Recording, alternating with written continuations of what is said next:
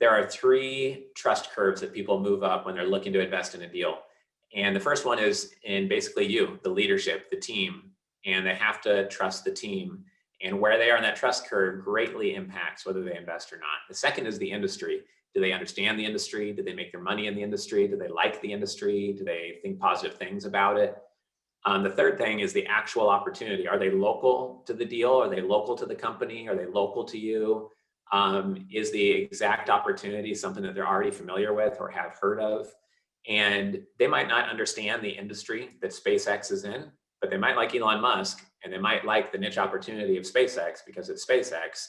That's going to lead to the investment getting done because people are high on at least two of the three curves.